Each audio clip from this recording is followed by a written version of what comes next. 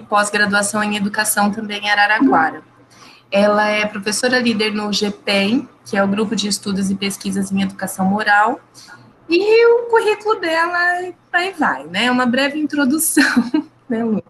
E agora ela vai falar um pouquinho, né, brevemente, de um dos projetos, uma das pesquisas que ela vem realizando nesse nosso segundo webinário, né, que a temática vai ser sobre a implementação de sistemas de apoio entre iguais no Brasil, as equipes de ajuda. Então, é com a professora Luciene, vamos desfrutar desse momento de aprendizagem. Boa tarde, gente. É um prazer estar aqui com tanta gente conhecida e conhecendo outras pessoas que se interessaram por um tema. E eu vou, na verdade, representar mais do que uma pessoa só aqui, né? Eu estou representando um grupo que tem se colocado à frente deste trabalho há alguns anos já, e vou narrar e descrever um pouco a trajetória deste grupo sob duas perspectivas. Então, eu primeiro queria dizer que estou aqui falando em nome das pessoas que estão aqui, da Natália, da Thalita, da Ana, da Danila, do Raul, da Vitória, da Thalita já falei, e eu não sei mais quem está aqui, da Darlene, mas de pessoas que têm dedicado desde 2015 os seus estudos para pensar essa prática e transformar essa prática no Brasil em algo que seja um modelo de programa que seja replicável e que consigamos levar para mais escolas este desafio. Eu queria dizer para vocês que eu pensei nessa apresentação, então, sob duas perspectivas, e não é aleatoriamente, mas exatamente porque a gente...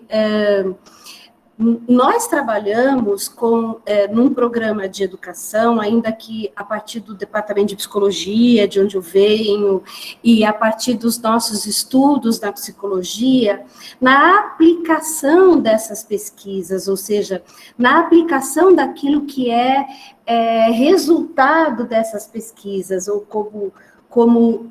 e, ao mesmo tempo, o campo é para nós o lugar das pesquisas, ou seja, é uma retroalimentação entre a discussão teórica, a ciência na educação e como essa ciência pode contribuir para a melhoria, neste caso, da qualidade das relações humanas que acontecem na escola, principalmente da relação entre pares, que é um dos nossos grandes desafios, que foi a partir deste desafio, que dentro de um grupo maior, eu falei o grupo que trabalha exatamente só com as equipes de ajuda, mas aqui tem a Soraya, tem a Flávia, tem tantas outras pessoas do GPEM que eu não vou conseguir ver aqui na tela, mas que fazem um grande programa e estudam um grande programa de convivência.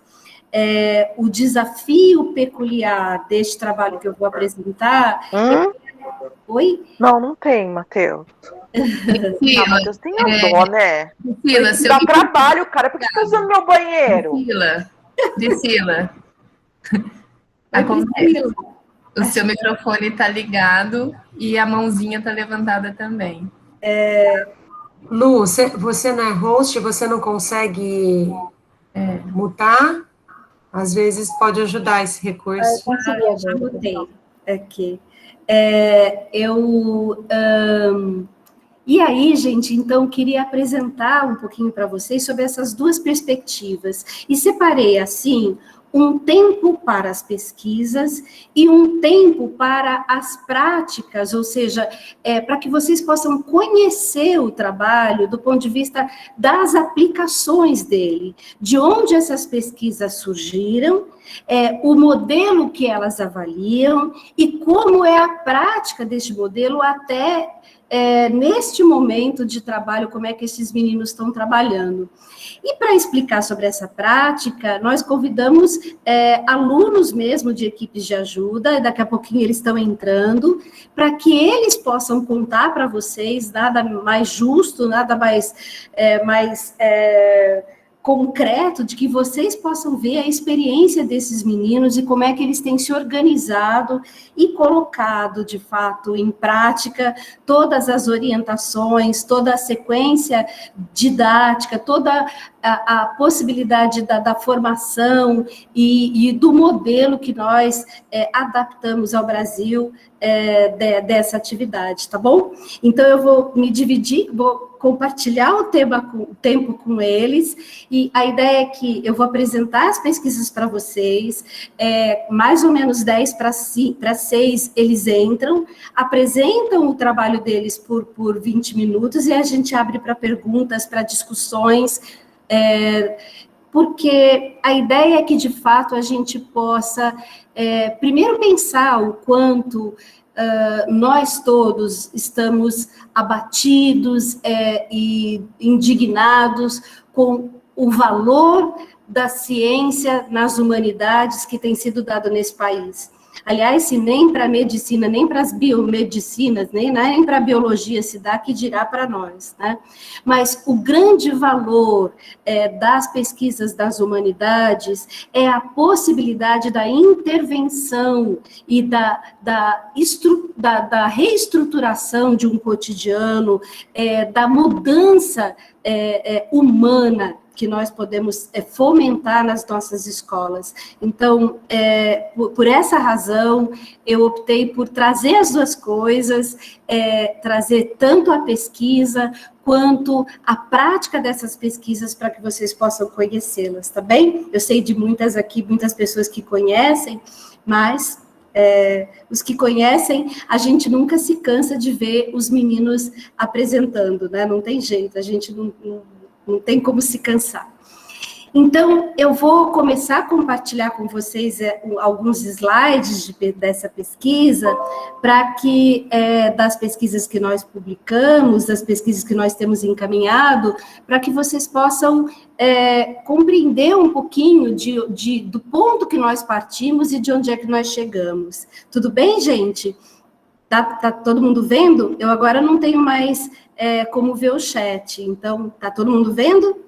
Sim. Tá. Bom, primeiro dizer que as pesquisas sobre as questões relacionadas aos problemas de intimidação entre pares, elas têm sido muito anteriores a 2015, quando nós começamos o trabalho de implementação das equipes de ajuda no Brasil.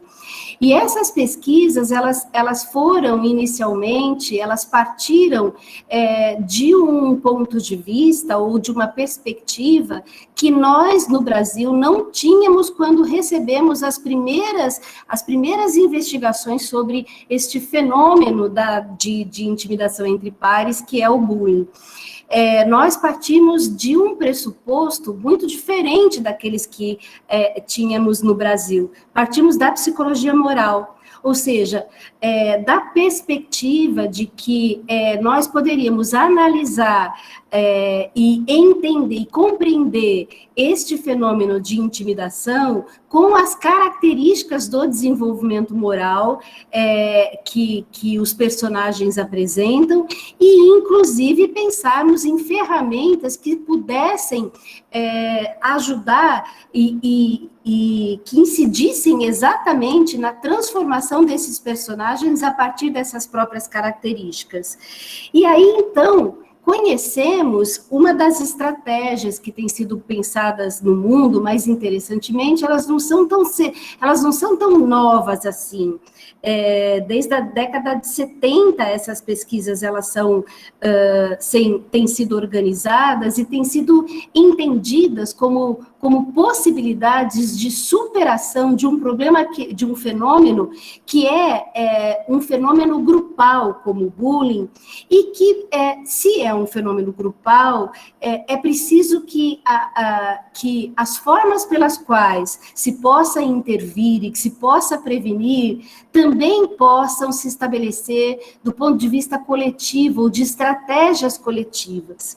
Acontece que todas essas pesquisas já feitas no mundo e feitas principalmente na Europa, e no Canadá e nos Estados Unidos, elas são pesquisas que caracterizam os sistemas de apoio como diversas possibilidades de apoio, ou seja, elas falam sobre estruturas de sistemas de apoio, ou seja, sistemas em que alunos são convidados ou são escolhidos, dependendo do sistema, para exercerem estratégias de protagonismo.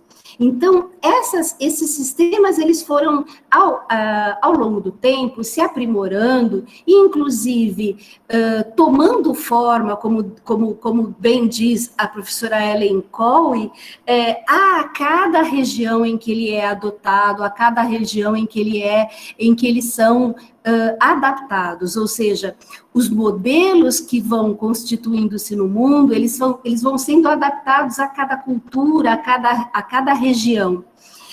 Eles, na verdade, eles foram também ganhando espaços de conceitualização e foram sendo classificados, então, entre aqueles que são, cuja função o incentivo à amizade, o incentivo às ações de amizade, de colaboração, então, as primeiras redes que facilitam o conselho, a orientação, a mentoria e a tutoria, ou seja, redes que também têm os cuidados, e cuidados já mais sistematizados do que as primeiras redes, e outras redes, então, que, para além do cuidado, da mentoria, da tutoria, da ajuda, elas fazem a mediação dos conflitos, ou seja, elas propõem as formas de resolução dos conflitos de forma colaborativa, pacífica, a partir dos participantes, a partir dos próprios alunos que são protagonistas. Diante dessa configuração, o fato de nós termos escolhido para o Brasil nós escolhemos, então, as equipes de ajuda como um desses sistemas de apoio, primeiro porque nós acreditamos e tomamos esse sistema como também fruto dos nossos estudos na epistemologia genética, cuja característica principal da abordagem piagetiana é, de fato, a cooperação entre pares, ou seja, a possibilidade de que estes meninos e meninas possam trocar experiências entre pares, para que eles, de fato, possam, então, agir coletivamente. Chamou-nos a atenção, então, um tipo de abordagem que era, para além de se formar uma grande rede, então, se fortalecer essas grandes redes em pequenas equipes. E essas equipes estabeleceriam um apoio mútuo para aquilo que nós entendemos no Brasil como uma forma, um modelo adaptado, que não é o mesmo modelo, que envolve outras ações, como vocês verão, com os meninos que vão apresentar, diferentemente, por exemplo, do modelo originalmente pensado pelo professor José Maria Avilés Martínez na Espanha. O modelo espanhol se caracteriza dentro de um sistema, apenas dentro desse segundo ponto, de uma rede de ajuda.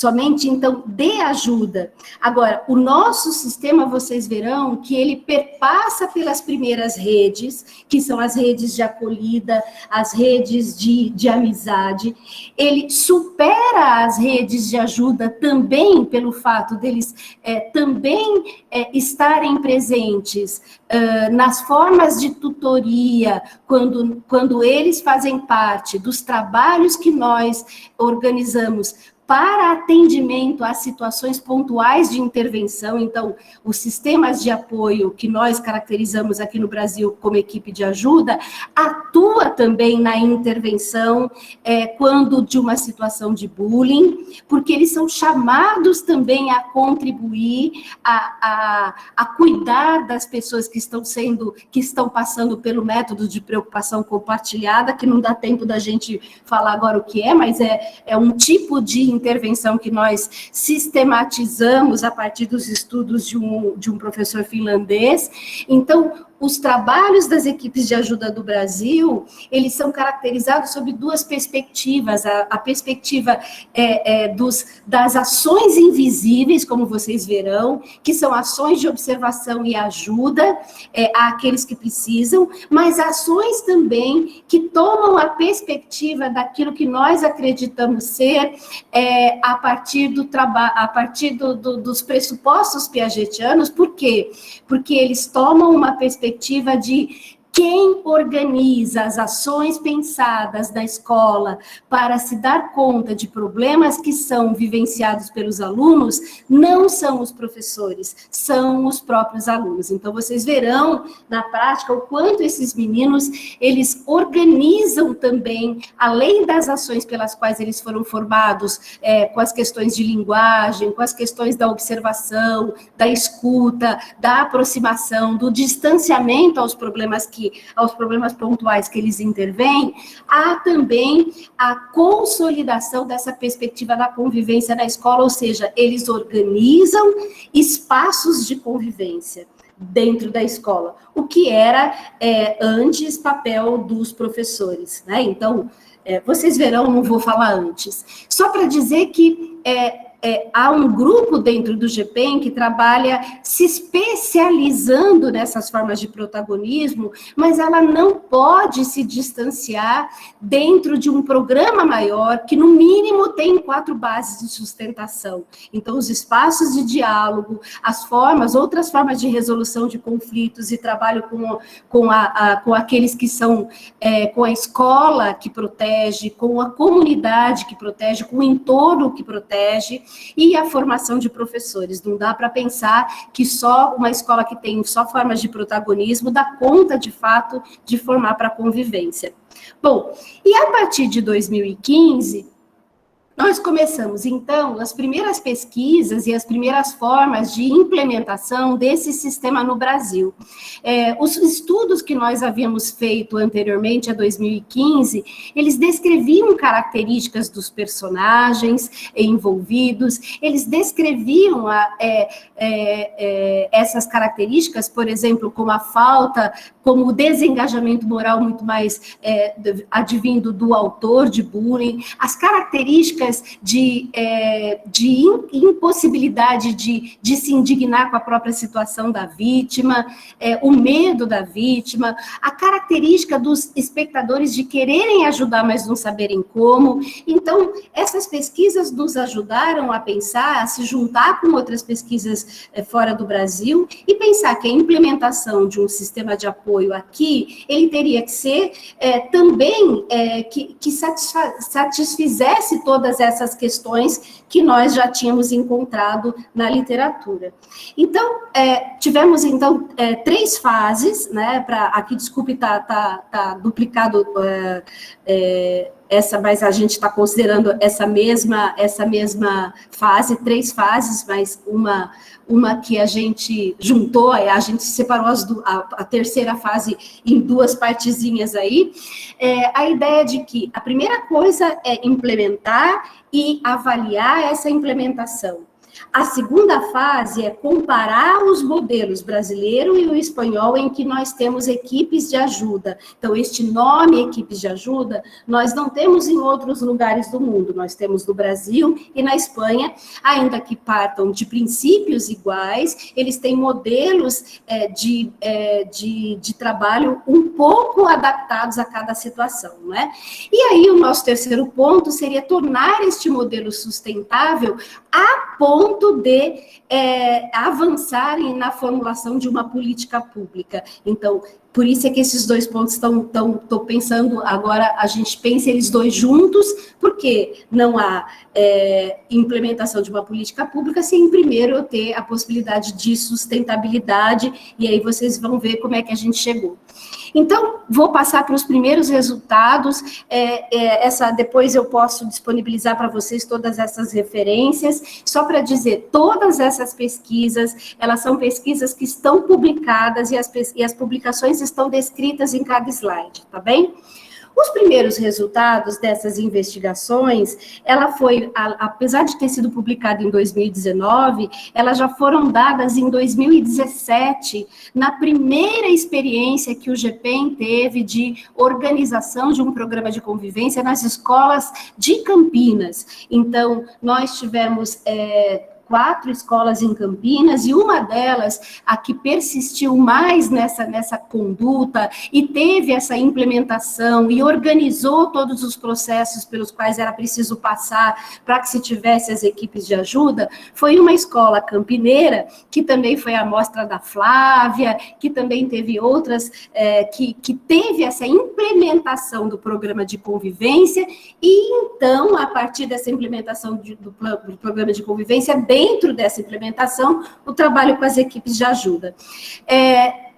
Um instrumento que nós utilizamos naquele momento, nós estávamos finalizando o primeiro ano de implementação dessa prática. Então, nós tínhamos um ano de atuação destes meninos que tinham acabado de serem formados e começaram, então, tiveram a atuação este um ano de atuação dentro da escola, em que nós continuamos a acompanhá-los. Então, perguntamos a eles, um instrumento que nós utilizamos para ver este resultado, foi um questionário que depois se tornou, inclusive, um objeto da própria tabulação dos estudantes dentro do próprio processo de implementar as equipes de ajuda. Ou seja, faz parte da implementação das equipes de ajuda o trabalho de diagnose dos problemas que os meninos têm, e a partir dessa diagnose, a tabulação desses resultados feita pelos próprios alunos. Então, nós tivemos, então, para todas essas perguntas que nós fizemos, perguntávamos para os meninos, depois desse primeiro ano, perguntávamos para eles sobre o quanto você presenciou, viu ou soube de um colega na escola com essas ações, antes das equipes de ajuda e depois das equipes de ajuda, como um esforço, na verdade, mental desses meninos, uma representação, muito mais uma percepção temporal, contando com essa percepção temporal destes meninos, porque nós não tivemos antes nenhum tipo de avaliação que se configurasse um pré-teste e nenhum tipo de avaliação que pudesse, então, considerar todas as variáveis que a gente tinha naquele momento para dizer se a gente tinha avanço ou não. Então, contando com os meninos que lembrariam como era antes das equipes de ajuda e depois daquele ano de atuação das equipes de ajuda, nós tivemos uma diminuição da frequência dos problemas, então, 1 ou mais vezes por semana, e as frequências que sugerem a repetição, vocês podem ver, então, o verdinho antes, não, aqui o verdinho, desculpe, aqui o verdinho no gráfico de barras, ele é antes, e o azulzinho é depois. E aqui, nesse gráfico de caixas, o box plot, ele é o contrário, tá? Então, olhem só o que acontece. Nós temos, então, situações de Desculpe, é a mesma coisa. Não, estou falando errado. As duas cores é a mesma coisa, desculpe. Nós tivemos, então, antes das equipes de ajuda, esses meninos diziam que os problemas, vejam a extensão do box plot, de onde até onde ele vai, essa extensão das duas pontas aqui das caixinhas, e vejam como as frequências para cada uma das situações, situação 1, 2, 3, as 20 situações, elas são maiores antes das equipes de ajuda e do que depois das equipes de ajuda. Então, vimos que existe uma diminuição dessas frequências de resposta. Aí nós perguntamos, mas será que isso não é influenciado até pelos próprios alunos de equipes de ajuda? E aí, então, nós aplicamos mais um teste, para que um teste das equações de estimação generalizadas, um teste estatístico, para a gente poder comparar as respostas entre os tempos, mas tentando pensar, então, nas respostas individuais, ou seja, será que meninos de equipes de ajuda, será que as respostas dadas pelos meninos de equipe de ajuda, ou onde teve a diminuição, foram dadas por meninos de equipe de ajuda? Essas respostas de diminuição da frequência, porque seria muito propício, né, nós dizermos, quem respondeu que tem diminuição dos problemas são aqueles que são das equipes de ajuda. Mas nós encontramos apenas essa similaridade, que foram meninos de equipes de ajuda que deram a maior parte das respostas, apenas na situação 11. Ou seja, em todas as outras situações, nós não tivemos a interferência dessa variável. Ser da equipe de ajuda não faz com que eu responda que haja uma diminuição da frequência dos problemas. Só que a gente tinha ainda um modelo, ainda não tanto seguro para a gente poder pensar o critério de se de fato nós poderíamos dizer que nós teríamos resultados que nos dariam a certeza de que seria a implementação das equipes de ajuda traria benefícios dentro dos programas de convivência, elas trariam transformações na escola. Então, a partir daí, nós começamos a fazer a fazer uma implementação sistemática com outras amostras de população. Então, em outras escolas, porque o que a gente tinha como primeiro resultado era apenas de uma escola, era um locus especial ali, de um tempo bastante curto, e ainda contando com a percepção dos alunos, com essa percepção temporal dos alunos. Então, será que daria para dizer que nós teríamos resultados, de fato, de baixa frequência, de diminuição dos problemas, e nós podíamos dizer que teríamos resultados melhores para as questões de convivência? Então, a partir disso, fizemos, então, outras tantas pesquisas, cujos pesquisadores estão aqui presentes com a gente, não é? Estão todos aqui. Essas pesquisas estão todas também já publicizadas no repositório da Unesp e podem ser acessadas. E eu vou trazer aqui, na verdade, apenas os resultados dessas pesquisas, porque todas elas trabalharam com uma amostra de alunos. Tá certo? Uma delas, que não está aqui, que eu vou mostrar mais para frente, trabalha com uma amostra de professores dessas escolas. Mas todas essas aqui, elas trabalham com uma mesma amostra de alunos, o mesmo total de alunos, e que nos trazem, então, dados que são usados em todas essas, porém, cujo problema de pesquisa era para além da verificação das mudanças de resultados ou da eficiência do programa, tá bem? Ou das mudanças de frequência no programa. Então, vamos lá.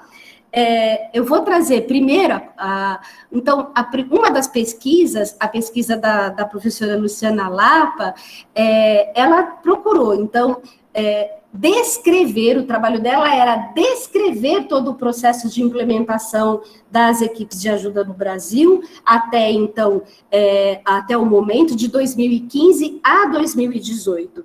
Então, nós pretendíamos ver se nós fizéssemos um estudo que seria um estudo transversal em vários anos, se nós teríamos, então, resultados que pudessem nos dizer que haveria uma mudança significativa na frequência dos problemas de bullying e também uma mudança significativa para cada um dos problemas que nós nos propusemos a identificar as formas de melhoria dentro desse cenário. E aí, então, nós encontramos que, vejam, se a gente for pensar, por exemplo, no verdinho, no sim, todos os dias tem acontecido, ou no vermelhinho, sim, mais de 2 vezes na semana tem acontecido de eu ser autor de bullying, ou seja, na perspectiva do autor, tem acontecido de você zoar, menosprezar, intimidar um colega seu. Nós veremos que, e mesmo no azulzinho, todas esses 3 pontos, eles são característicos da repetição desse tipo de intimidação sistemática entre pares. Então, vejam, nós não podemos dizer que nós tivemos uma diminuição da frequência. Nós tivemos um aumento da frequência, inclusive. E a gente pode ver melhor aqui também, quando nós juntamos esses mesmos dados, aqui então com o autor, quando nós juntamos esses mesmos dados da frequência dos alvos, então aqui a pergunta era: você já foi intimidado, agredido, menosprezado? Então, sim, 1 ou 2 vezes.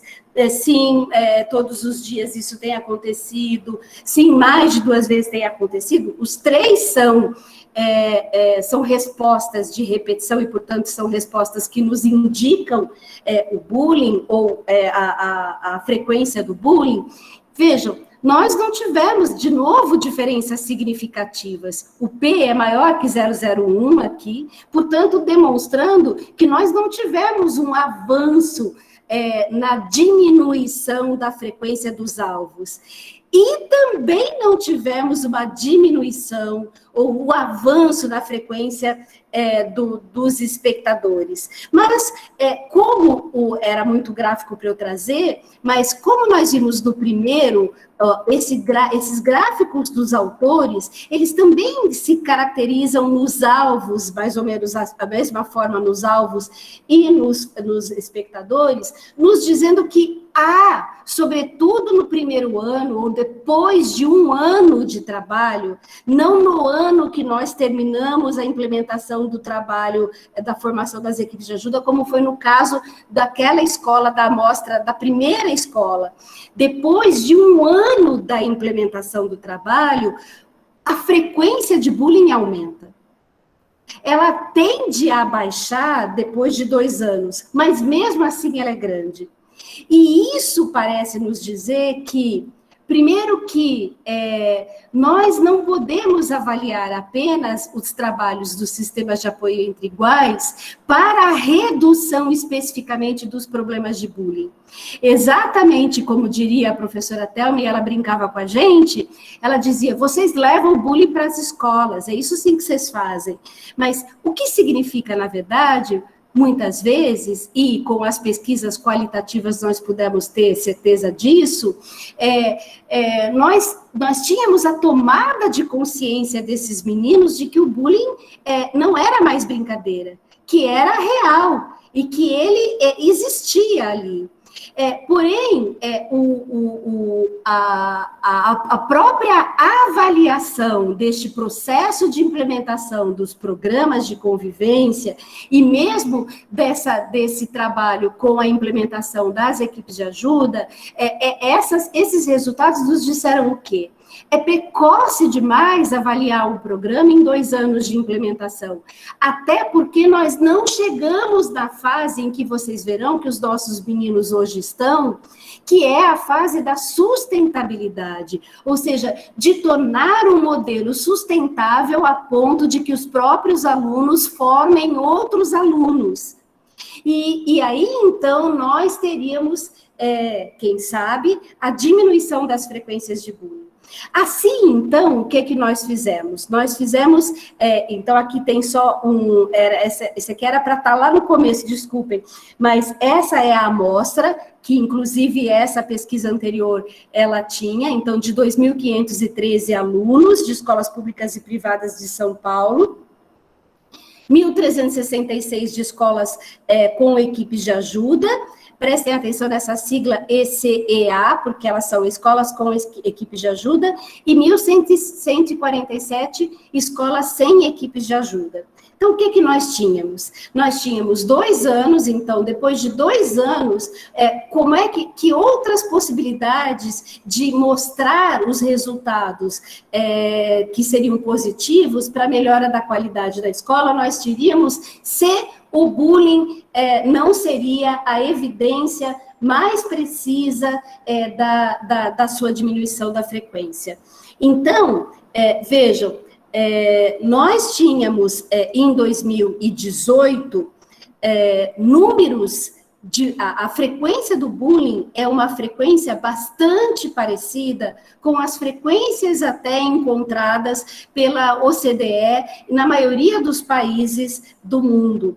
Então, essas frequências, essas diferenças que são significativas, elas tiveram sim, elas são elas se parecem muito com os dados de pesquisa de outros tantos países. E se comparamos, então, o modelo com equipes de ajuda, ou seja, as escolas, no momento, um recorte de 2018, com um recorte com as escolas de equipe de ajuda, com um recorte de 2018, com as escolas sem equipes de ajuda, nós temos, sim, diferenças significativas.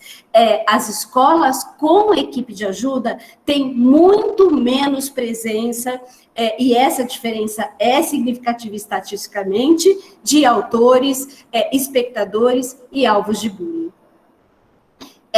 Nós, então, tivemos, aqui um outro jeito de pensar isso aqui, dividido, então, no sim, muitas vezes, não muitas vezes, e nós tivemos também a diferença quanto ao autor, quanto ao alvo e quanto ao espectador, quando pensamos a separação entre essas respostas que nos dão, essas respostas que nos mostram a repetição como uma possibilidade de bullying. Então, nós temos nas equipes de ajuda um número menor de respostas de frequência, tanto de alvos, como de autores, como de espectadores, para o bullying. E aí, então, nós tivemos outras 4 pesquisas que vão nos mostrar resultados eficientes de como a proposta das equipes de ajuda se consolida na comparação entre modelos de escolas que não têm equipe de ajuda com modelos de escola em que tem equipes de ajuda, o quanto nós podemos dizer das características desse ambiente, então, a partir de outros problemas. Então, por exemplo, um primeiro deles é a perspectiva do quanto escolas, do quanto nós poderíamos entender as escolas de com equipes de ajuda e sem equipes de ajuda do ponto de vista das famílias, ou seja, o quanto a disciplina parental desses meninos seria, por exemplo, seria caracterizado, por exemplo, se esses meninos de equipes de ajuda, que nós vamos ver aqui na pesquisa de Bonfim, na pesquisa da Sandy, a terceira pesquisa, que eu devia ter posto como primeira aqui para poder entender a da Sandra, Denadai. Se esses meninos têm maior adesão aos valores morais, se nós consideramos, a partir de uma pesquisa que tenta verificar como esses meninos aderem a valores morais como a justiça, solidariedade e respeito em escolas com equipes de ajuda, em escolas sem equipes de ajuda, e ainda dentro das escolas com equipes de ajuda, se tem diferença os alunos de equipe de ajuda, nós conseguimos perceber que existem essas diferenças. Então, a pesquisa da Sandy, que é a Sandeli Bonfim, prova esse resultado de que meninos de equipes de ajuda têm maior adesão que outros que estão dentro das escolas com equipes de ajuda, que, por sua vez, têm maior adesão a valores que escolas que não têm equipes de ajuda. A partir desse pensamento, nós vamos verificar, então, se esses alunos de equipes de ajuda que têm maior adesão a valores morais, será que existiria uma relação com o tipo de disciplina parental que eles recebem? E aí nós encontramos um dado bastante interessante com a Sandra Denadai, essa primeira pesquisa, que foi dizer... alunos de equipe de ajuda nem sempre têm uma disciplina parental mais assertiva.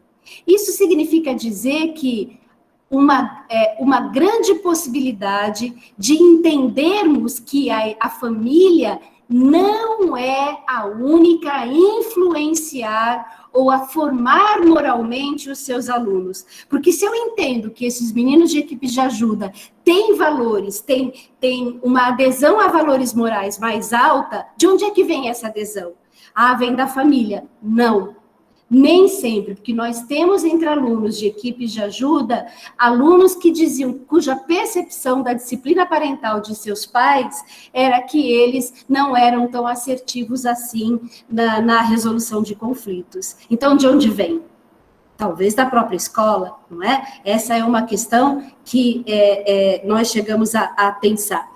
E com a pesquisa do Raul, aqui a última pesquisa, nós conseguimos entender, quando pesquisamos as crenças de autoeficácia desses meninos para ajudar, uma das primeiras coisas mais bonitas que nós vimos e que corresponde até aos resultados das formações que nós damos, e vocês vão ouvir da boca desses mesmos meninos como eles gostam de ser formados e eles sabem de todo o conteúdo que eles são formados, é o quanto eles se sentem mais bem preparados para ajudar.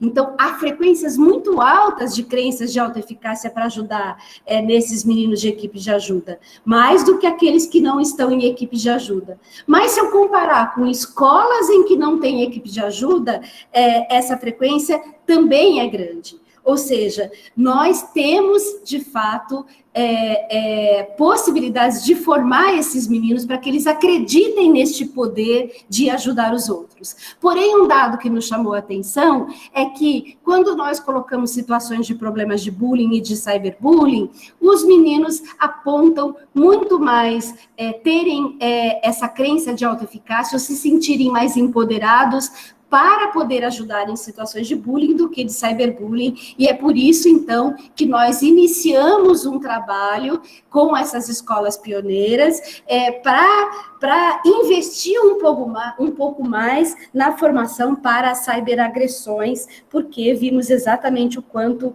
eles se sentiam ainda pouco empoderados dessa possibilidade de ajuda no ambiente virtual. Mas aí veio a pandemia e a gente teve que se virar com o que a gente tinha, né? Bom, acho que os meninos já estão aí, mas eu tenho mais um pouquinho, meninos. A segunda fase foi a comparação entre os modelos de equipe de ajuda no Brasil e na Espanha. Então, nós com esses mesmos dados e concomitantemente aplicando esses mesmos questionários, aplicando os mesmos instrumentos de investigação na Espanha, nas escolas que tiveram os trabalhos com equipes de ajuda, nós conseguimos, então, pensar um pouco mais em como é que o nosso modelo estava comparando com um modelo que já tem 10 anos de trabalho ou 10 anos de implementação na Espanha. E aí, então, uma primeira pesquisa que nós encontramos foi uma pesquisa feita com professores. Eu não vou conseguir explicar completamente isso, porque é muito complicado, mas vocês depois podem ler. Uma pesquisa feita com professores e que tentávamos, então, entender as formas pelas quais os professores se engajam ou se desengajam moralmente. Há situações hipotéticas em que havia uma vítima provocadora ou em que havia uma vítima típica. Será que os professores mais se engajam ou mais se desengajam? Então, esse monte de coisa que vocês estão vendo aqui são divisões que nós fizemos para pensar as categorias pensadas por Bandura na perspectiva da epistemologia genética, pensando um pouco em que haveriam níveis de desenvolvimento. Tá bem? Então, de um nível menos evoluído, então, de desengajamento, para um nível mais evoluído de engajamento moral. Sabendo-se que Bandura, de onde vêm essas categorias de desengajamento, não pensa no engajamento. Essa é uma perspectiva que demos aos trabalhos do ponto de vista do nosso grupo que trabalha com a epistemologia genética. Mas, então, só para vocês entenderem que o nível, o HA é a história A, tá bem? Onde havia uma vítima passiva. E SEMFEA é escolas sem equipe de ajuda, sem formação para equipe de ajuda, porque nós estamos trabalhando com professores que passaram por formação para as equipes de ajuda. E COMFEA são escolas com formação de professores que passaram pela equipe de ajuda. Tá bem? Como nós temos um número menor no Brasil de professores que passaram pela formação de equipe de ajuda, com o acompanhamento e o critério para fazer a avaliação desses professores, era que eles tivessem acompanhado, inclusive, a formação dos alunos das equipes de ajuda. Por isso, o número tão reduzido. E esses professores, então, as suas respostas foram caracterizadas em 4 níveis. E nós tivemos, então, comparando esses professores brasileiros, uma diferença significativa, dizendo que em escolas que tiveram formação com equipes de ajuda, os professores são mais engajados moralmente do que em escolas sem a formação de equipes de ajuda. Isso tanto para a vítima típica como para a vítima provocadora. Então, há uma diferença significativa em como esses professores se engajam. Mas e agora? Como é que a gente vai fazer e comparando com os professores, então, da Espanha? Então, comparamos os professores da Espanha, interessantemente, vejam, no grupo, agora só os professores da Espanha, na história, na segunda história, peraí, eu acho que eu coloquei, aqui é a história A, que está errado, HA, não é HB, é HA, nós tivemos, então, não tivemos uma diferença significativa. Interessante como os professores, tanto de escolas com a formação de equipe de ajuda, como em escolas sem a formação específica de equipe de ajuda, os professores na Espanha têm um nível de engajamento moral superior. Mas, tanto na vítima típica como na vítima provocadora. Como é que a gente explica isso? Primeiro, existe o que a gente vai ver aqui, eles estão há 10 anos a mais, adiante do que os nossos professores. Mas, segundo as escolas da Espanha, não sei se vocês sabem, mas aqueles que já estudaram um pouco sobre as questões de convivência sabem, existe uma política pública já assegurada há mais de 10 anos nas escolas públicas espanholas. E, portanto, ainda que elas não tenham a formação específica desse tipo de sistema de apoio, elas têm inserida uma política pública pública que subsidia a formação de professores. Essa é, por exemplo, um dos resultados importantes das pesquisas da Loriane, que está aqui com a gente quando ela faz o doutorado, a pesquisa que ela faz de doutorado na Espanha, né, Lori? E aí, então, comparando os professores brasileiros e os professores espanhóis, nós temos diferenças significativas tanto na história A como na história B. Entendendo, então, que os professores, eles têm, os professores do Brasil, eles têm, ainda que eles sejam os professores de escolas que têm a formação dos equipes de ajuda, aqui é sem equipes de ajuda, tá bem? E aqui é com equipe de ajuda. Então, os professores sem equipe de ajuda no Brasil e na Espanha, a diferença é significativa para as duas histórias, porque os espanhóis são mais, têm mais engajamento moral. Na história B, com a equipe de ajuda, as escolas que tiveram formação na história A, olha que interessante, nós tivemos diferença significativa, mas na história B, os nossos professores não tiveram diferença significativa com os professores espanhóis. Então, dizendo que talvez uma das hipóteses é que a preparação desses professores foi boa, a ponto de até termos professores que também se engajam tanto como no modelo espanhol, não é? Bom, e aí, a partir disso, a gente tem pesquisas para comparação com estudantes. Então, uma primeira pesquisa que nós fizemos, tentando agora estudar os estudantes da Espanha, de várias cidades, que são de equipes de ajuda, e do Brasil, de várias cidades que a gente tem equipe de ajuda. Então, o que a gente tentou pensar? Nós pegamos um item do questionário, por exemplo, do INSEBU, que foi um dos questionários que nós usamos como instrumentos, e então tentamos perceber a percepção dos participantes que são classificados como espectadores. Então, com que frequência essas intimidações têm ocorrido em sua escola, que você vê isso ocorrer na sua escola. E nós vimos, então, que os meninos espectadores em colégios sem equipes de ajuda no Brasil veem acontecer mais problemas do que alunos da Espanha em colégios sem equipes de ajuda, tá bem? Então, vejam, o total de 24% aqui, de que acontece todos os dias, é bem maior aqui do que esses 10% que acontece todos os dias na Espanha. E essas diferenças são significativas. Se a gente pensar as escolas com equipe de ajuda, também.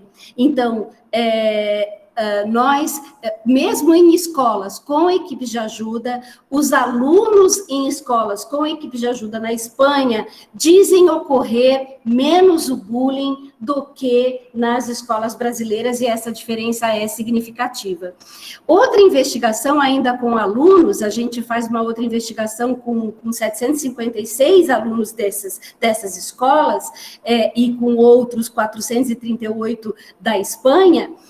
Nós, então, desculpe, gente, está em espanhol, porque não deu tempo de traduzir, é que a gente apresentou na Espanha, então, como é que você se relaciona com a maioria dos seus companheiros? Então, nessa pesquisa da Lídia, que é uma pesquisa de iniciação científica que a Lídia faz, e que nós depois trabalhamos nela, Sandra, Darlene, Ana, e eu esqueci de falar o nome dos outros que participaram também, me desculpem, mas vocês viram aí. Nós vimos, então, que se comparamos Brasil sem equipe de ajuda, Brasil com equipe de ajuda, como é que você se relaciona com a maioria dos companheiros? Bem, com quase todos, o verdinho, nem bem nem mal, o azulzinho, ou muitos deles mal, que é o vermelhinho, nós temos uma diferença aqui bastante interessante entre escolas com equipe de ajuda e escolas sem equipe de ajuda no Brasil. Então, temos meninos que se sentem melhor em escolas com equipe de ajuda e meninos que se sentem pior em escolas sem equipe de ajuda. Agora, neste caso, quando nós perguntamos sobre as amizades boas e verdadeiras que você tem na escola, quem responde 6 ou mais e quem responde nenhuma, interessante também que nós tivemos diferença entre escolas que não têm equipe de ajuda e escolas com equipe de ajuda. Estes meninos têm mais amigos e são menos solitários, mas essas diferenças são encontradas de novo só no Brasil.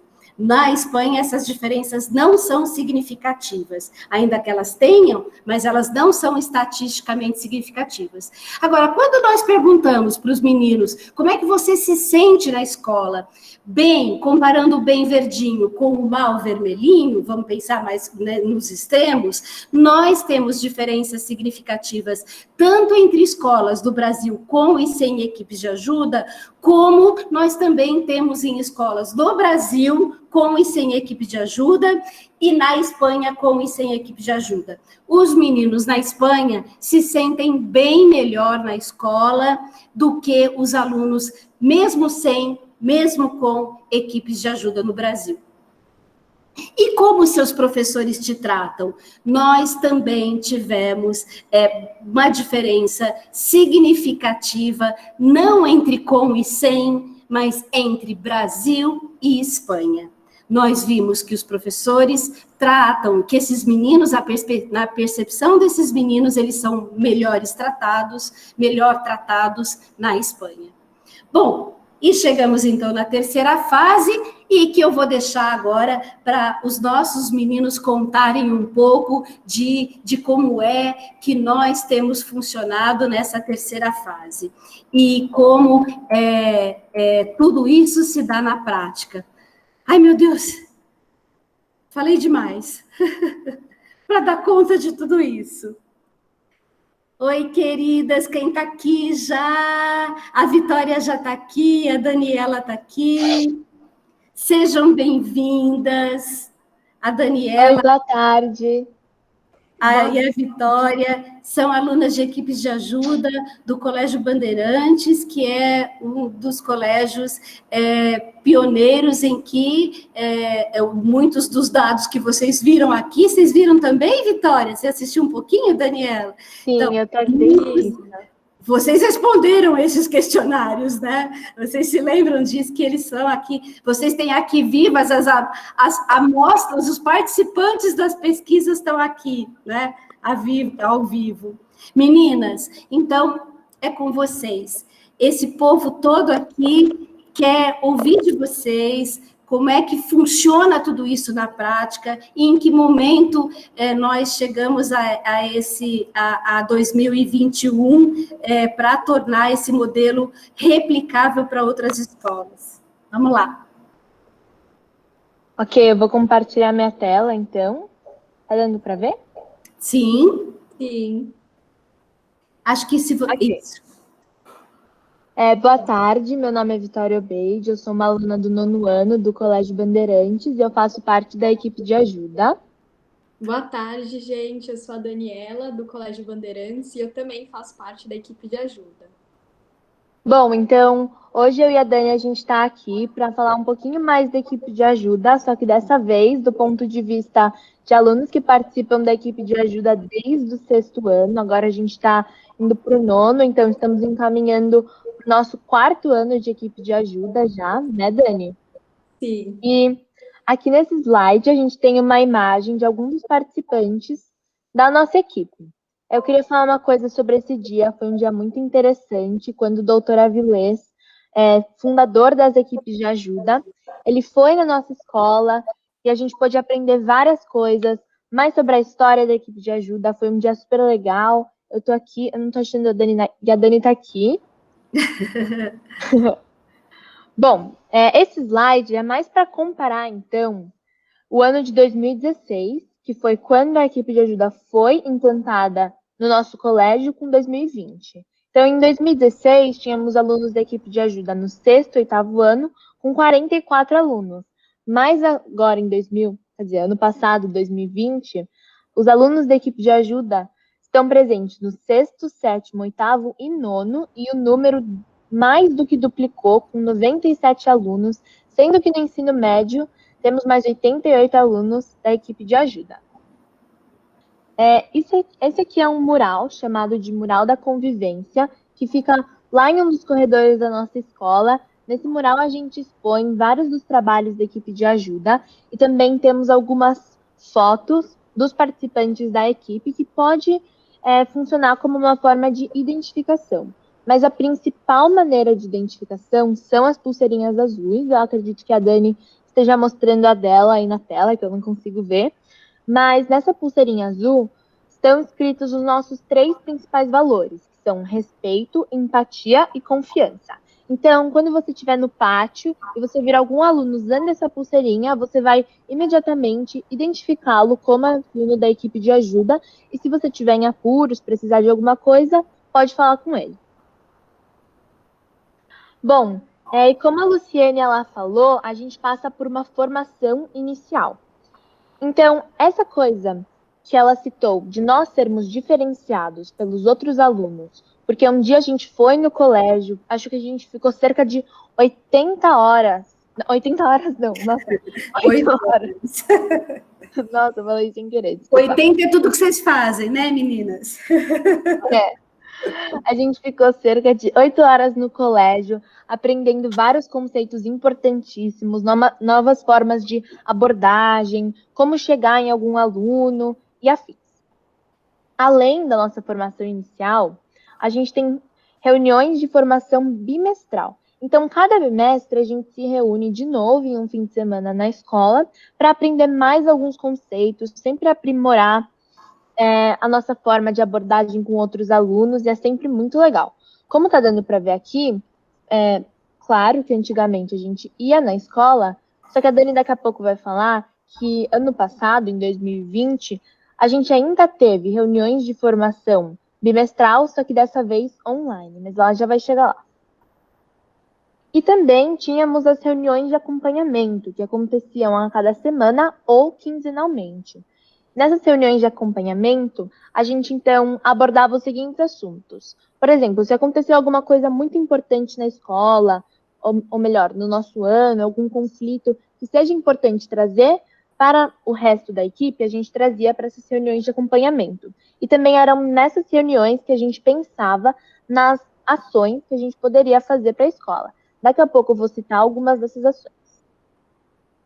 Para falar sobre o nosso trabalho, a gente tem 2 tipos de trabalho na equipe de ajuda. O trabalho invisível, que são as intervenções individuais, ou seja, você viu algum tipo de conflito? Ah, mas é um conflito fácil, que eu não preciso trazer para as reuniões semanais ou quinzenais com a equipe. Eu vou lá, resolvo o conflito, tudo bem, já deu tudo certo. Mas também temos as ações públicas, que são de engajamento coletivo e prevenção. E agora, já vou falar algumas delas. Em 2020, ocorreram o Caça Band dos 6º e 7º anos e o Integra Band para os 8º e 9º. O Caça Band e o Integra Band são os seguintes. Para os alunos novos que vão entrar na escola, ou seja, todos os alunos de 6º e os alunos novos de 7º, 8º e 9º, eles vão em um dia de final de semana na escola, antes de começarem as aulas, para o seguinte, conhecerem o ambiente, tanto como de infraestrutura, né, conhecerem a escola melhor, mas também se conhecerem e conhecerem os alunos que a gente chama de veteranos. Porque como os alunos da equipe de ajuda vão nesses dias, a gente consegue conversar, trocar uma ideia, fazer algumas amizades, para quando eles chegarem no primeiro dia de aula, eles não caírem de paraquedas, sabe? E o Integra Band, ele é uma coisa nova. A primeira vez que aconteceu foi ano passado, em 2020, e eu considero um total sucesso. Tiveram 39 alunos novos de 8º, 56 alunos novos de 9º, e além dos 20 alunos da equipe de ajuda do 8º, os 15 do 9º ano e 7 alunos do 1º. Algumas coisas que a equipe de ajuda fez foi, por exemplo, um vídeo para os alunos novos com dicas sobre o Band. Essa sou eu no vídeo, aliás. E a gente fala várias coisas, mostra a escola. Super interessante. Também fizemos um manual do aluno novo, que é literalmente um manual para os alunos novos de 8º e 9º, que vão chegar na escola e já terem uma ideia do que eles vão enfrentar. Bom, agora falando sobre o IntegraBand de 2021, como essa ação foi um total sucesso no ano passado, eu fiz muitas amizades, conheci várias pessoas novas, acredito que eles tenham aproveitado bastante. A gente decidiu continuar esse ano, só que dessa vez pelo Zoom. O do 8º ano aconteceu ou vai acontecer hoje, e o do 9º ano vai acontecer amanhã. Como está escrito aqui, há então uma dinâmica de acolhimento com salas informativas ou de integração. Por que eu acho o IntegraBand uma coisa tão interessante? Porque é uma comunicação de aluno novo com aluno veterano.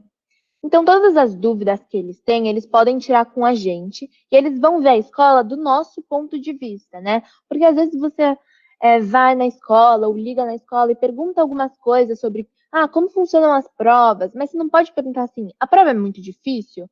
Porque como um professor vai te falar se a prova é muito difícil, sabe? Eles querem ver a escola do nosso ponto de vista. E é muito interessante, porque como são alunos novos de 8º e 9º, temos alguns alunos na equipe de ajuda que entraram na escola, não no 6º ano com todo mundo, mas no 7º ou no 8º. Então, a gente também vai poder responder algumas das perguntas do tipo, como é ser novo numa escola que todo mundo já se conhece desde o 6º ano, sabe? Por isso que eu acho o IntegraBand uma ação tão especial e tão interessante. Outra coisa que a gente fez em 2021 foi uma conversa com o CP1. O CP1 ele é um programa de alunos bolsistas que fazem algumas aulas no Band. Aqui a gente tem várias mensagens de alunos da equipe de ajuda que estavam nessa conversa e deram um feedback, como dá para ver. Todo mundo adorou.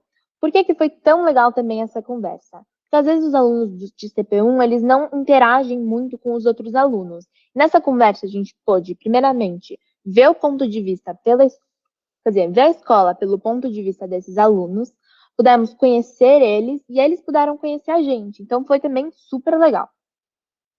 Aqui está uma das minhas ações preferidas no Band, que é a Rádio Band. Ela acontecia toda quinta-feira, 12h30, e o que a gente fazia? Colocávamos música nas caixas de som do pátio do Band e todos os alunos, vários alunos se reuniam para dançar, brincar, era sempre muito divertido.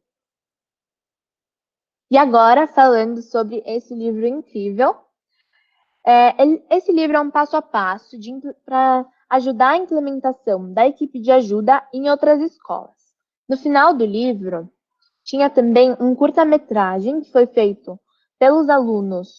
por alunos do Band, inclusive eu participei, eu atuei nesse filme, e o curta-metragem, ele demonstrava algumas das situações que alunos da equipe de ajuda têm que enfrentar como alunos da equipe de ajuda. Então, dando uma passagem rapidinha na história, era um menino que queria jogar futebol, mas os outros meninos faziam bullying com ele, falavam que ele não jogava mal. Os alunos da equipe de ajuda vão e ajudam, sabe? Uma situação bem típica que acontece no nosso cotidiano. Aqui tem algumas fotos do processo, então, quando estavam escrevendo o roteiro, depois a filmagem, edição, e também no meio do filme tem alguns depoimentos de alunos da equipe de ajuda. E vindo desse livro, aconteceu uma live super legal no dia 14 de outubro comigo e com outro aluno da equipe de ajuda do Band, o Bruno, e também 2 alunos da equipe de ajuda do Colégio Biocêntrico. A gente respondeu várias perguntas sobre como foi fazer o filme, ou também como é participar da equipe de ajuda. Foi um dia também super legal. Agora eu acho que já vou passar a palavra para a Dani, então. Oi, gente, tudo bom?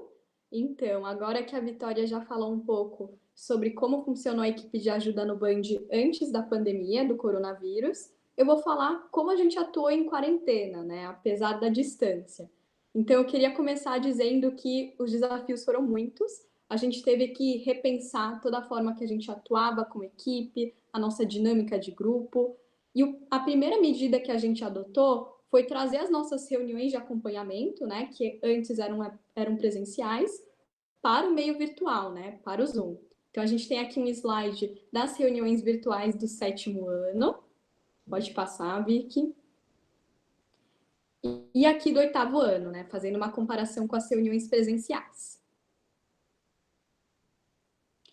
Outro momento muito importante que a gente se reunia como equipe para ampliar nossos horizontes de ajuda, para adquirir novas ferramentas para atuar, era o momento das formações bimestrais, né? Então, como a Vicky já tinha falado, a gente passou essas formações do meio presencial para o meio virtual.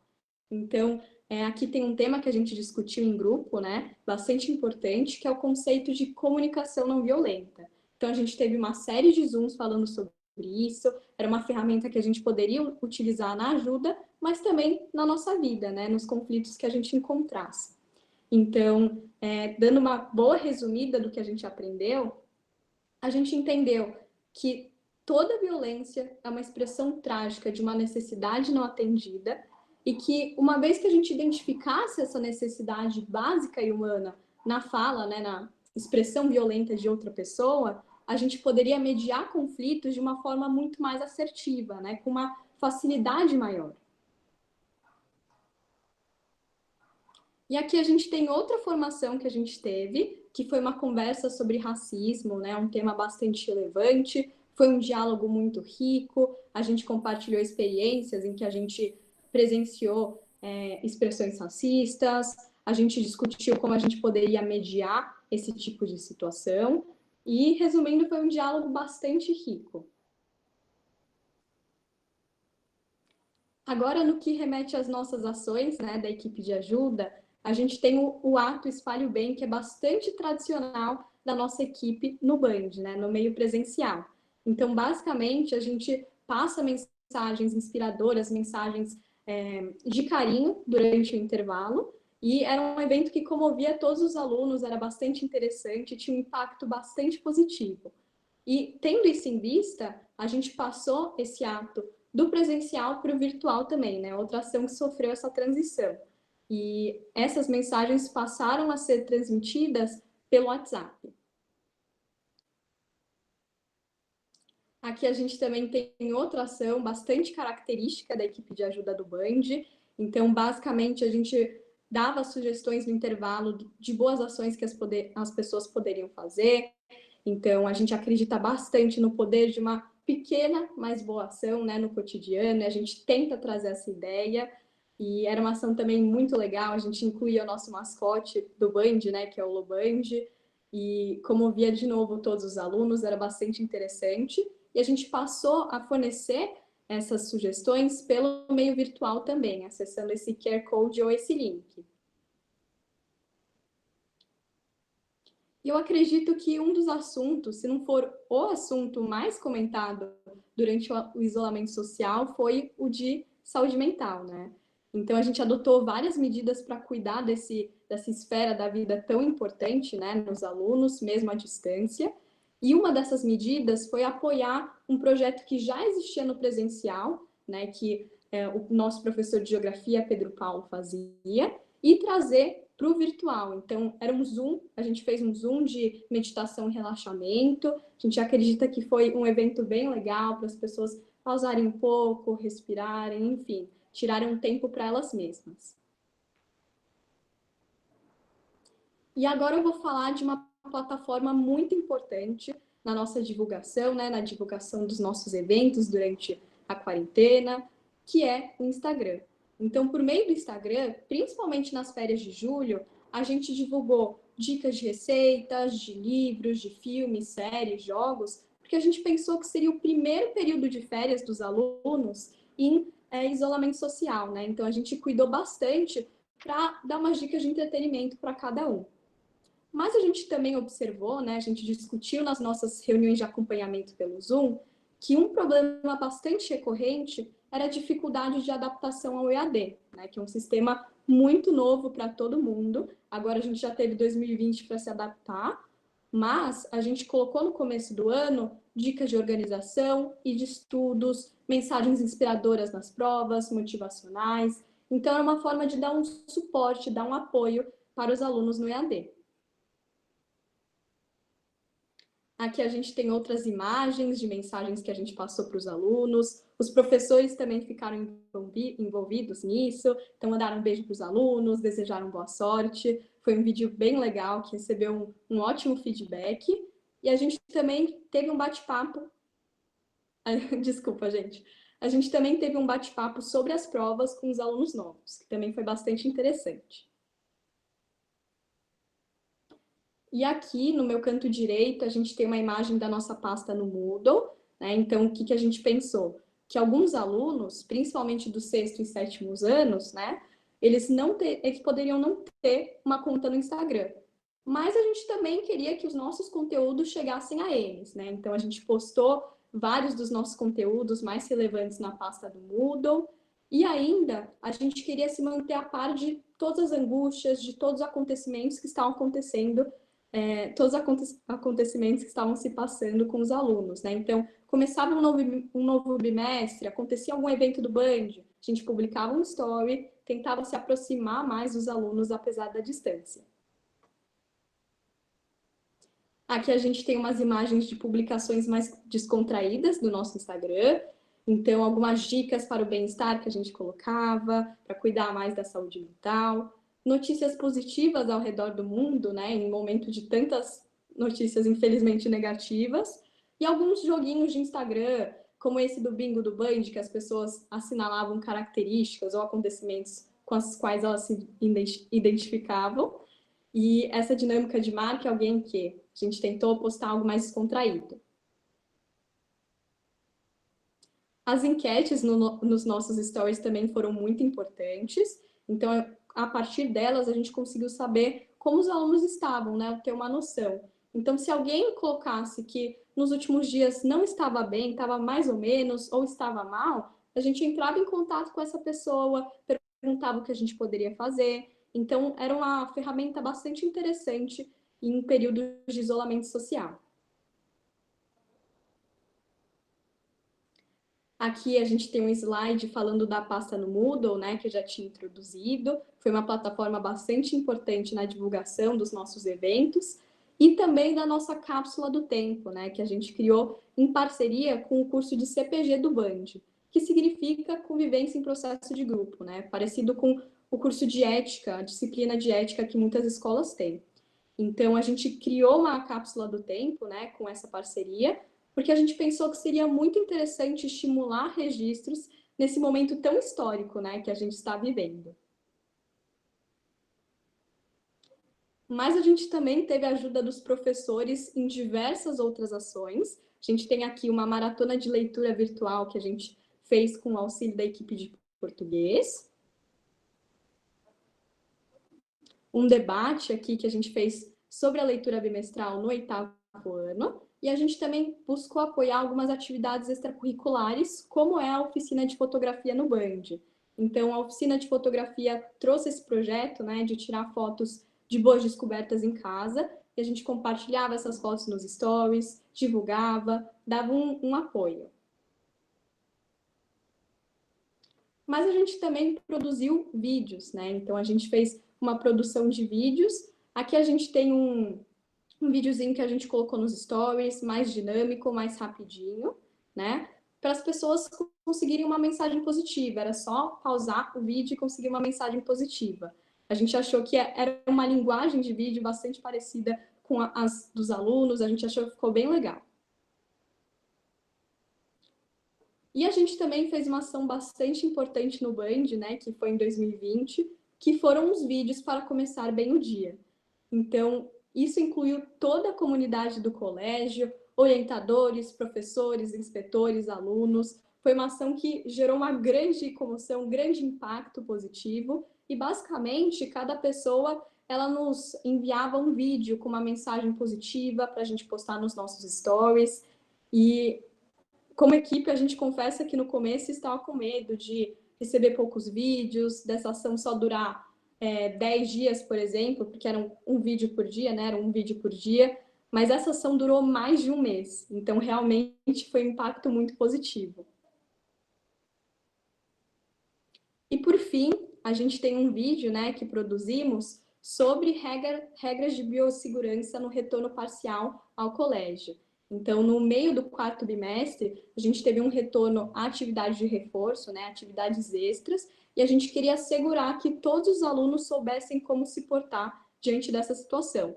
Então, a gente trouxe todas as regras que o Band tinha estabelecido para que todo mundo conseguisse voltar parcialmente com segurança. Bom, a gente também achou bastante importante divulgar conteúdos interessantes do Band, eventos pelo nosso colégio, e para isso a gente criou uma hashtag, 2 hashtags, na verdade, no nosso Instagram, para compartilhar e divulgar esse tipo de conteúdo. E aqui a gente tem várias imagens de vídeos ou stories que a gente postava sobre gratidão, né? Que é um valor bastante importante na equipe de ajuda. A gente estimulou muito durante a pandemia, não só os professores, que vocês conseguem ver aí um agradecimento no Dia dos Professores, aos orientadores também fizemos, inspetores, mas também aos amigos, à família que esteve com a gente nesse momento, né? Está com a gente nesse momento. Então, a gratidão realmente é um valor muito importante para a equipe de ajuda. A gente acredita que demonstrando gratidão, conseguimos estabelecer relações muito mais duradouras, muito mais fortalecidas, né? E por isso a gente tratou de estimulá-la durante a pandemia. E aqui eu tenho uma live, né? Eu até participei dessa live, falando sobre como a equipe de ajuda do Band tinha atuado na pandemia. Foi muito rico, porque a gente pôde ouvir depoimentos de outros alunos, né, de equipes de ajuda de outras escolas, pôde compartilhar ideias. Então, foi uma experiência bem legal também. E, por último, eu queria trazer um slide que a gente normalmente traz quando está apresentando a equipe de ajuda para os alunos, mas eu acho muito importante ressaltar isso, né? Porque nós, como equipe de ajuda, acreditamos que cuidar da convivência é uma responsabilidade de todos, né? E logo todos podem ajudar. Achei importante trazer esse slide e também dizer que somos alunos iguais a todos os outros. Temos nossos problemas, temos nossas dificuldades e não somos perfeitos, né? E eu queria finalizar aqui trazendo uma frase muito bonita do José Aloysio Aragão, que é preciso sempre haver um lugar para a ternura. Muito obrigada por assistirem e prestar atenção na nossa apresentação. Sim, muito obrigada pela atenção de vocês.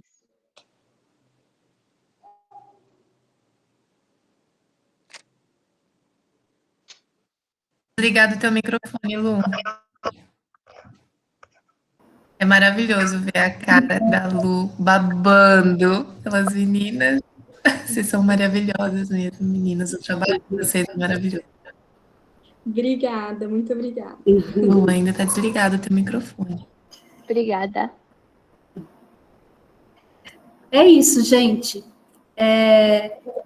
Espero que a gente tenha conseguido mostrar um pouquinho tanto das questões teóricas ou da parte das pesquisas, como de onde surgiu e onde é que a gente chegou, né, meninas, com tudo isso. Para a gente um orgulho danado ter as meninas aqui, toda a parte do livro que a gente produziu para que possamos formar outras equipes,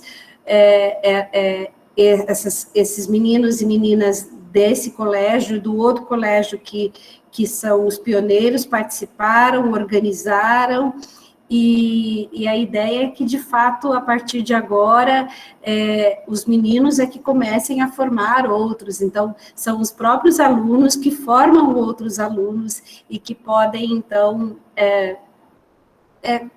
continuar essa prática, não é? É isso que a gente mais se orgulha, de quanto vocês estão conseguindo formar outros alunos.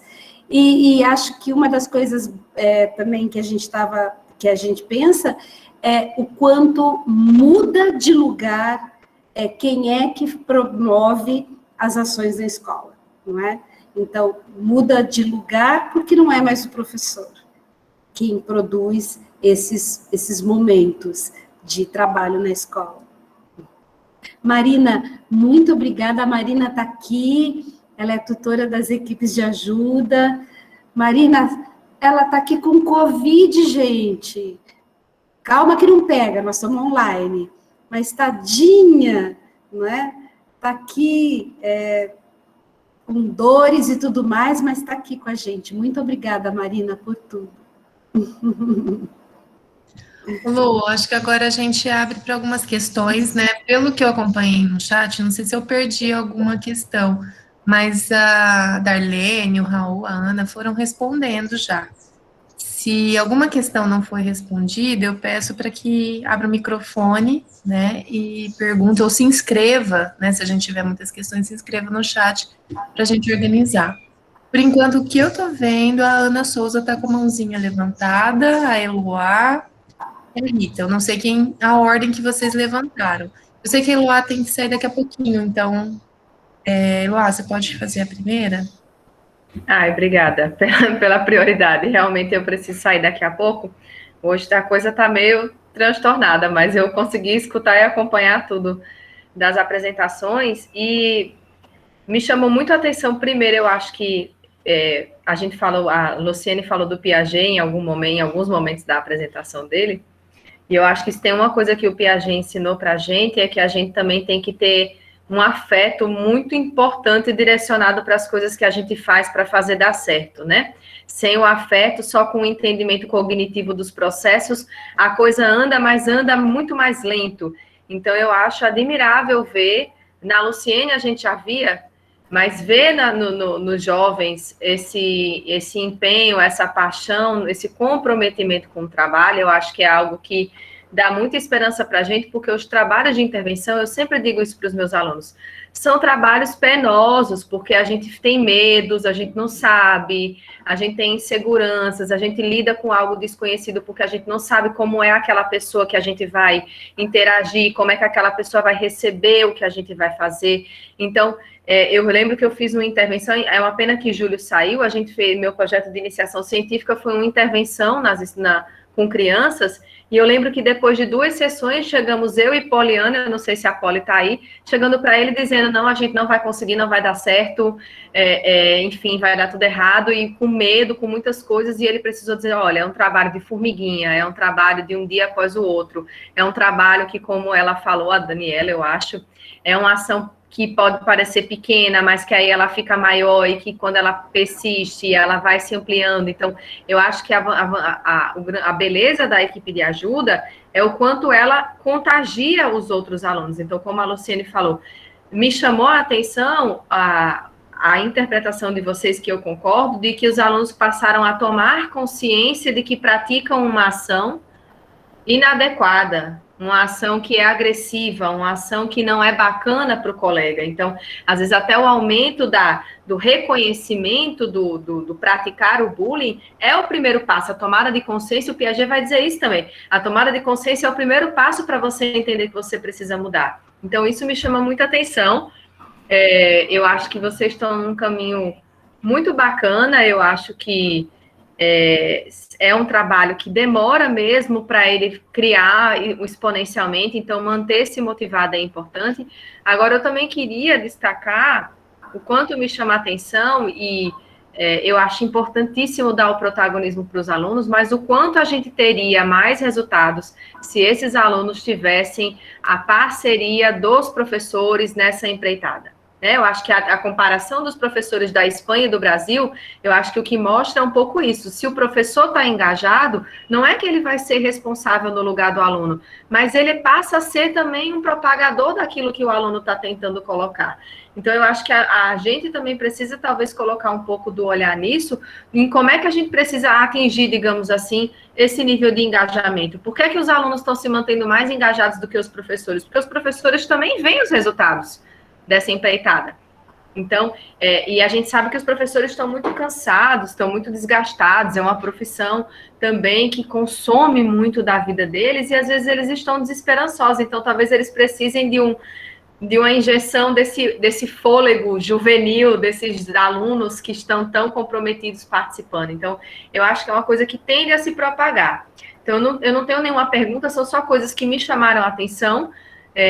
desse trabalho de vocês, e parabenizar e também fazer uma fala, porque eu não vou poder ficar até o final, eu peço desculpa, mas achei o trabalho fantástico, acho que vocês estão de parabéns, o caminho é esse mesmo, e no que a gente puder ajudar para propagar mais esse tipo de programa, a gente está à disposição aí. Boa tarde, boa noite para vocês. Obrigada, Eloá. Obrigada pela sua participação. A Marina lembrou aqui que a gente sempre tem a formação de professores antes, e a Marina está dizendo que foi criando-se uma cultura onde a convivência é um valor, então não é, de fato, não é um trabalho de um ano, por isso até que acho que os dados das pesquisas mostram exatamente isso, as mudanças, elas não são tão rápidas assim, porque a gente precisa do engajamento de todos, e o fato de termos alguém, o fato do Bandeirantes ter dado certo, diz respeito a terem seguido, de fato, assim como outras escolas estão conseguindo fazê-lo agora, seguido as orientações de ter uma pessoa que cuidasse especialmente desses meninos, que organizasse os trabalhos e que tivesse essa relação entre todos. Mas, não é, meninas? A gente tinha, até o ano passado, tínhamos pessoas, tinham até professores que talvez nem soubessem o que ainda eram as equipes de ajuda, não é? Então, é um trabalho contínuo de ter que envolver todo mundo, não é? O tempo todo. A Mel, né? Mel, pode falar. Bom, gente, boa tarde, né, primeiro a todos. Quero, né, primeiro parabenizar, dizer o quão potente, né, são essas falas e como agrega, né, ainda mais esse ano passado que a gente ficou tão longe da escola, tão longe dos alunos. Então, ouvir as meninas falando é, assim, para mim, o presente do dia, tá bom? Foi muito, muito bom. Parabéns aí pelo trabalho. E uma pergunta que eu quero fazer, estou refletindo aqui enquanto vocês falavam, né? Esse trabalho envolve, obviamente, uma formação, né, desses alunos que já têm uma certa idade, uma certa construção cognitiva, afetiva, moral e etc., para poder participar, inclusive, dessas formações e para poder dar conta, né, de entrar nas equipes de ajuda, porque isso demanda toda uma construção também intrapsíquica, né, para você poder atingir o outro, lógico. Minha pergunta existem pesquisas, né, ou reflexões que sejam da possibilidade de equipes de ajuda com alunos menores? Então, começar isso, por exemplo, em outras etapas educativas. Claro que isso seria uma reestruturação, talvez, grande, né, de como fazer, porque aí a gente não teria uma ação tão direta, talvez tão refletida, né, com essa questão de diálogo, etc. Mas estou pensando que, de repente, um trabalho que poderia começar com uma gênese, né, dessas equipes de apoio, e aí eu fui longe, tá? Eu pensei desde a educação infantil, né, colocando essas crianças para pensar juntas, né, e trocar um pouquinho. E aí eu fui pensando em coisas que a gente viu em filmes, por exemplo, no CRT, né, em filmes quando a gente trabalha com crianças pequenininhas, e que só o fazer refletir, se colocar no lugar do outro, pensar nessa perspectiva, ainda que a gente saiba que cognitivamente isso não é totalmente possível do ponto de vista das formações cognitivas, mas o quanto seria interessante já começar um trabalho assim. Então, eu queria saber se tem pesquisas, se o nome muda, né, aí não fica mais como equipe de apoio, e o que daria para fazer e pensar nesse sentido, tá? Com crianças menores. Se não da educação infantil, Fundamental 1, vai. Né? E aí, pensando nos professores de pedagogia, né? Que atendem esse público, tá bom? Raul, você vai responder? Não? Como assim? Isso aqui é autonomia, tá vendo? Dalene, Danila, vocês querem responder? Eu posso começar e você continua. Tem uma experiência de uma escola em Salvador, com os alunos do Fundamental 1, né, tendo todos esses cuidados que você própria colocou, Rita, né, considerando a faixa etária deles, considerando uma segurança no sentido de ter um distanciamento necessário do quanto eles se envolvem com essas questões, né, mas foi uma ação que acabou começando muito por conta da escola, e depois eles procuraram, né, a equipe para tentar organizar um pouco esse trabalho. Então, eles iniciaram de uma forma um pouco diferente, acho que eu posso dizer assim, né, colocando os meninos muito para... Tinha uma coisa assim de mediar conflitos no começo, se eu não me engano, e depois eles fizeram um acompanhamento, né, a Sandra foi até lá fazer formação, inclusive com professores e pais, não é isso? E agora eles têm, então, todo o nosso apoio para fazer a continuidade desse trabalho, mas ainda é, de fato, uma ação isolada, né, Lu? Uhum, isso mesmo. Darlene? Quer continuar?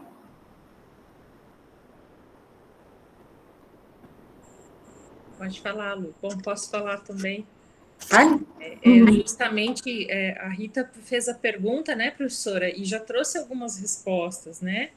Porque o desenvolvimento das crianças até o 5º ano é diferente.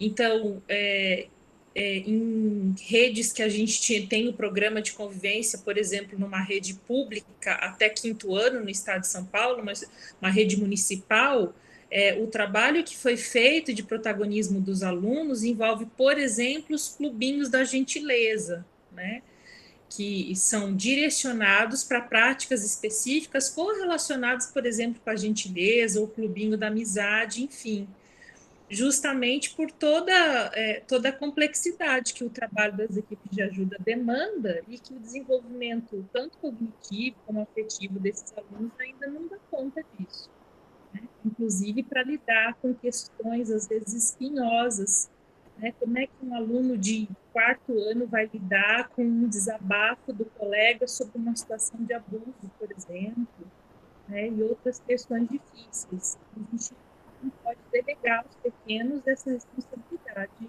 maneira nenhuma, até porque a gente não delega nem os de 6º ou 9º. A gente tem na formação, toma muito cuidado e orienta muito a respeito de tudo isso.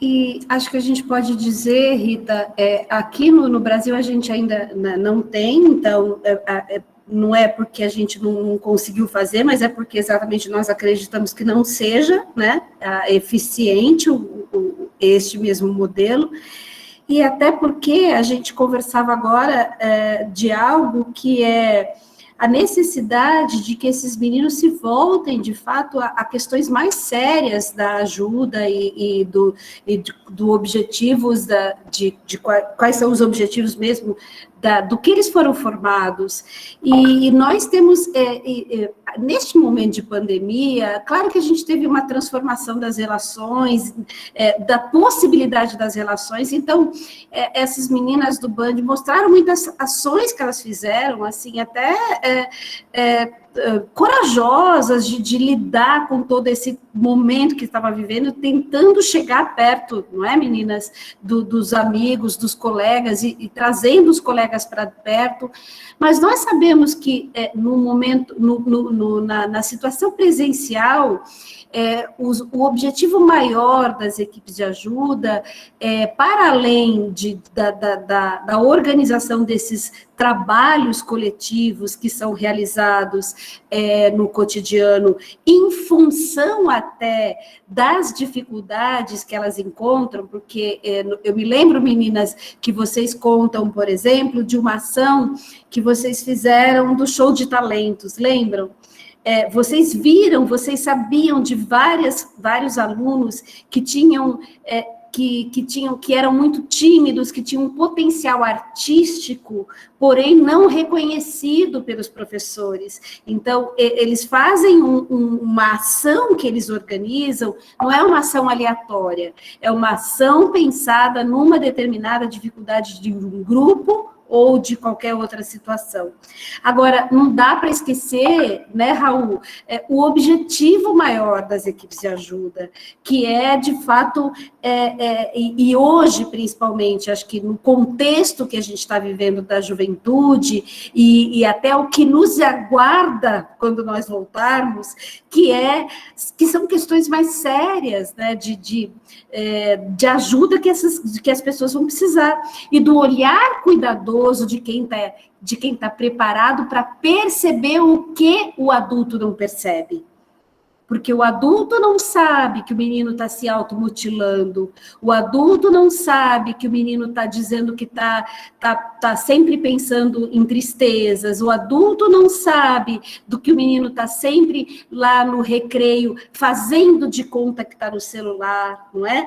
Então, essa característica do envolvimento entre pares e de cuidar de uma relação que o adulto não interfere tão diretamente, é algo que nós não podemos esquecer, né? E neste sentido, Rita, crianças pequenas não conseguem fazê-lo, não é? E nem podem fazê-lo.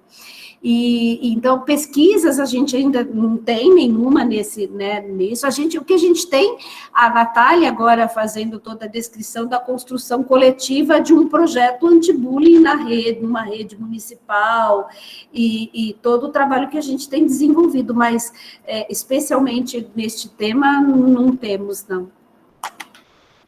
Tá, Lu, obrigada, viu? É que eu tinha pensado mesmo na questão da gênese, né, do cuidar do outro, né, talvez um trabalho que buscasse trabalhar a partir daí, né, então, assim, a criança pequena, de repente, não consegue nem expor questões também para as equipes de ajuda tão sérias, né, do mesmo jeito que o outro não vai conseguir ajudá-la a intervir nesse momento, mas a gênese de que, a partir de relações de confiança e de pessoas que estão se colocando para ajudar, é possível ter, né, nos espaços coletivos de escola, alguém que me escute, que me entenda, que esteja mais próximo de mim. Então, não sei, eu estou aqui, enquanto vocês estavam pensando em alguma coisa que possa trabalhar com essas gêneses, que são, obviamente, anteriores, né, para depois, quando chegar, né, no trabalho em equipe de fato, com os maiores, etc., isso já está incorporado de alguma forma, porque moralmente o aluno, ele nem pensa muito, né, em se colocar como um canal de ajuda para o outro, e nem o outro de olhar para o colega como um canal de ajuda também, né, isso é uma coisa que tem que ser construída, então talvez se fosse construído em etapas anteriores, facilitaria, mas é uma reflexão, tá bom? Obrigada, agradeço. Lu, eu estou pensando aqui, né, o que a Marina disse e o que eu já acompanhei, né, das formações que você dá, o trabalho de equipe de ajuda não é um trabalho isolado, o trabalho da formação de equipe de ajuda, é essa mudança cultural da escola mesmo, né. Eu achei muito interessante quando a Vitória, parabéns, Vitória, e como ela chama? Daniela. A Daniela, parabéns pela explanação, ver se a autonomia, o protagonismo, né, de vocês, e ela começou falando dos princípios, né, eu acho que os princípios da escola tem que estar claro para todos na escola, né, e essa mudança cultural que todas as relações são guiadas a partir desses princípios, que regem as regras, que regem as relações, né, eu senti muito isso. E a gente tem aqui uma pergunta da Carla, eu acho que a gente pode ir encerrando a partir dessa questão dela, né, por questão do horário, e o pessoal que tem horário para sair, eu já adianto fazendo o convite que essa atividade, os webinários do nosso GT, Psicologia e Moralidade, eles vão acontecer todos os meses, uma vez por mês, tá? Então, a gente já teve com o professor Ive, agora em dezembro, agora com a Lu, e em fevereiro nós teremos com o tema Violência na Universidade, em março nós teremos estudos sobre empatia, em abril o tema será Desenvolvimento Moral e Vulnerabilidades. Então, os membros desse GT, nós somos em 25, né, nós estamos nos organizando para apresentar essas pesquisas, discutir essas pesquisas entre nós e abrimos para os convidados também, para os grupos de pesquisa, alunos de graduação, pós-graduação, interessados. Então, todos vão recebendo, estarão convidados também para os próximos webinários. E tem a pergunta aqui no chat, Lu, não sei se você está vendo, da psicóloga Carla Trindade. Qual profissional pode levar esse tipo de formação, esse tipo de trabalho para a sua escola? Então, acho que uma das coisas boas deste trabalho, é pena que o nosso site deu um probleminha aí, mas assim que tiver resolvido, vocês podem entrar, e lá tem toda a estratégia que a gente tem usado, e inclusive nesse material que o pessoal foi postando aí, que a gente está lançando agora, tem todo o material de formação para a escola e do que não dá para abrir mão, porque só funciona, ou funciona muito melhor, se a escola, de fato, compra a ideia, ou se a escola se comove com a necessidade, se envolve e comove mesmo com a necessidade de dar protagonismo para os jovens, e tira da mão, assim, porque é duro para a gente, é como se sabe quando o filho é nosso? Tipo, né? Então, assim, professor, é difícil dar a responsabilidade para os meninos e dar autonomia para que eles possam levar, né? Mas, então, Carla, a gente pode chegar a esse trabalho por qualquer profissional, desde que toda a comunidade educativa esteja envolvida. Você vai ver que lá a gente descreve todo o passo a passo, o checklist, o que uma escola tem que ter para poder ter equipe de ajuda. Não dá para chegar e falar assim, nós vamos pôr equipe de ajuda aqui.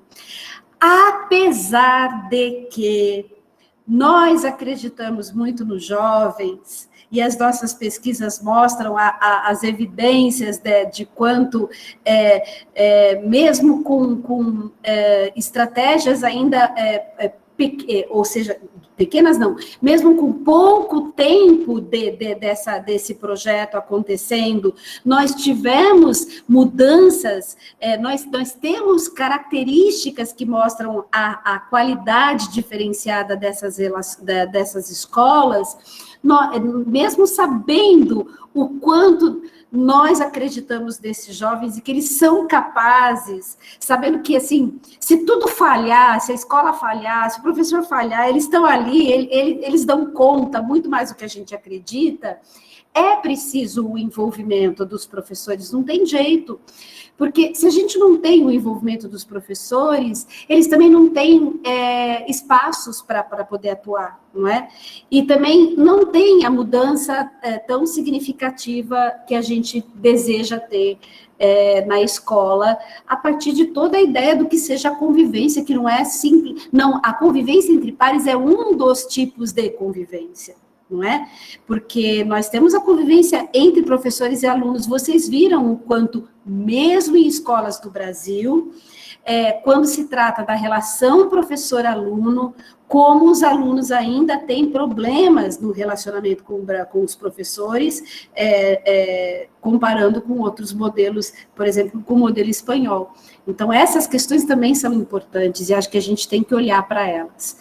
Mas acho que uma das coisas que eu gostaria para pensar e fechar é assim, de novo, eu vou dizer isso de novo, porque assim, eu estou muito irritada ultimamente, acho que vocês também, mas eu estou muito brava mesmo, não dá para dizer com o nome de quem, mas o quanto a gente precisa dizer para as pessoas que isso é fruto da ciência, isso é fruto de pesquisa, que ninguém é tosco bastante para chegar numa escola e falar, vamos fazer isso aqui, porque deu certo numa escola só, deu certo na minha cabeça, né? Ou deu certo em 1940. Não dá, tem que fazer pesquisa, então o quanto isso é importante.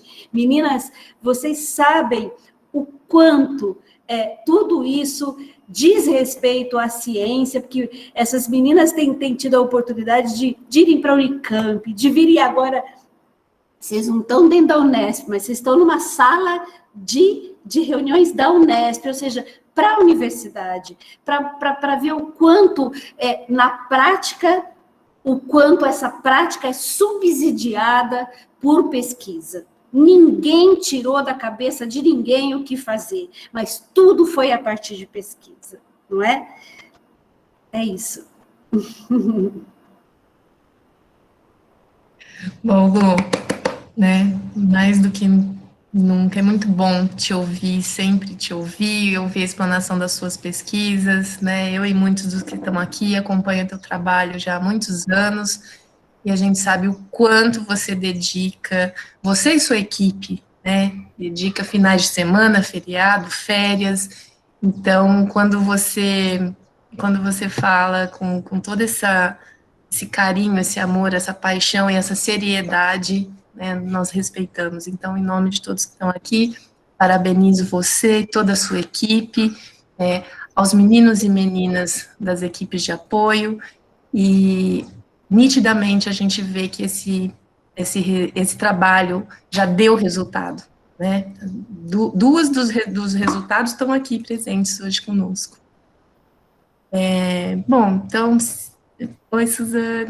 Suzana!